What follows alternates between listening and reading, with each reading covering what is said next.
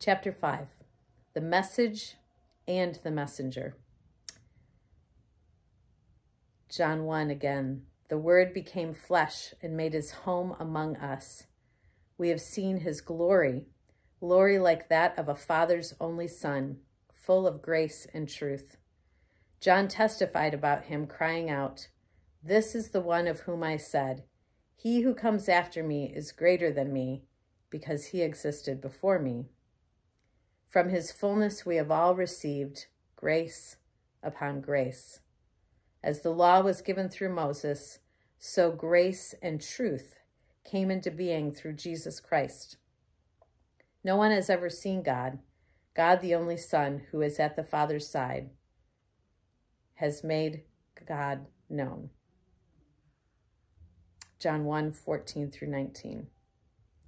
When my children were young, they donned their superhero cloaks to battle a dangerous device surely used by an unseen enemy. This small but powerful device would attach to Mom's head and transport her to a different dimension. In order to rescue her, they knew they must take action immediately, dropping any toys currently occupying them, courageously throwing their bodies upon her to keep her anchored in the home. Mom called this device the phone, and once it drew her in, she was gone.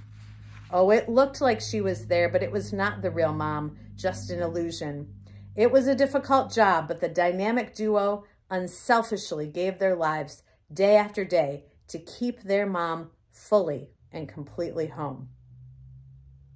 Any other parents out there with superhero kids? It took me a while to get over my irritation and realize that my children were fighting a real enemy. They also did battle with the TV, computer, and book. Why? Because what we all want from the people we love is attention. We want to be together, and together does not happen when half of us is somewhere else.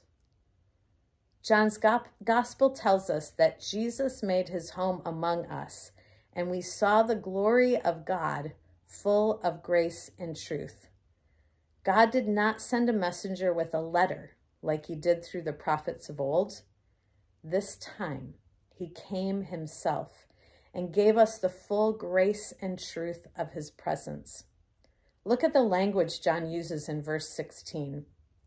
From his fullness, we have all received grace upon grace.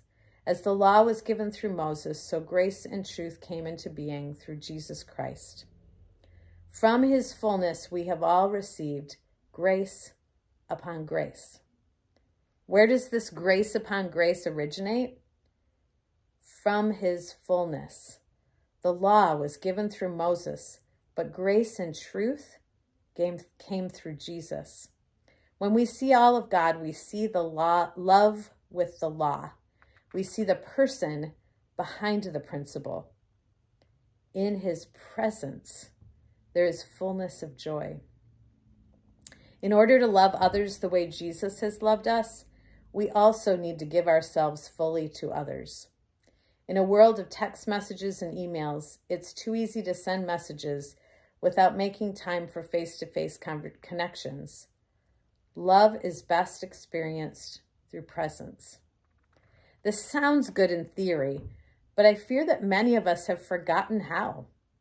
We have all been convicted about the need to put away our phones at the dinner table in order to give our full attention to our families.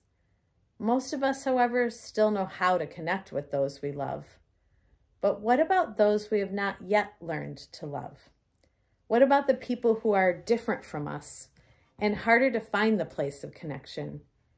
It is in these situations that we are unfamiliar that we have an opportunity to expand our love. However, our discomfort has us looking for a way to check out, and our smartphones offer a quick escape. Making new friends requires a determination to push through the awkwardness. Let me offer a few things that have helped me make connections with others over the years. They're simple, but easily looked over or forgotten. 1, make it a goal before you walk into a social situation that you will purposefully look to have a conversation with someone you do not know well. Ask God to guide you to someone who needs a friend. 2, cultivate a healthy curiosity about others and the courage to ask questions. Why can rarely be answered in one word. It's an invitation to another person to talk and to share. Tell me more. How does that work? And how did you get interested in that? Encourage further sharing. 3, keep your eyes focused on the person talking rather than flitting around the room to see what else is happening. Show the person they are the most important person in this moment. Respond appropriately to what they are saying with facial expressions and comments directly related to the topic they are sharing. 4, look for places of commonality. I have been pleasantly surprised how many things I have had in common, even across cultures. Mothers share similar concerns for their children. Many people enjoy nature. My son has made instant friends by mentioning his love for Minecraft. I encourage you to thoughtfully take the time to listen to your family and close friends, but also push yourself to connect with someone new. Take the time to look around for someone new to your church, workplace, or neighborhood, and reach out to them. Start a conversation. Invite them to a meal.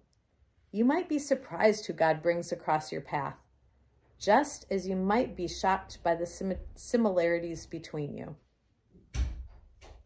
3 ways to move on.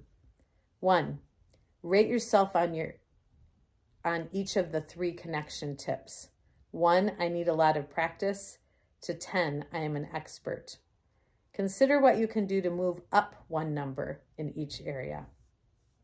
2, look up James 1, 19 through 27, and consider how this passage relates to what you've just read.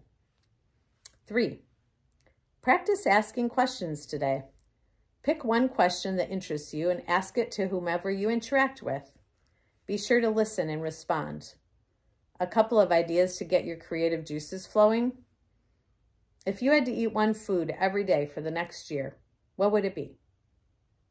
Or, if you could only own 2 books, what would they be? Or, where have you been before that you would like to visit again? Or come up with your own question. Final thought. We choose a posture of love when we are fully engaged with another person.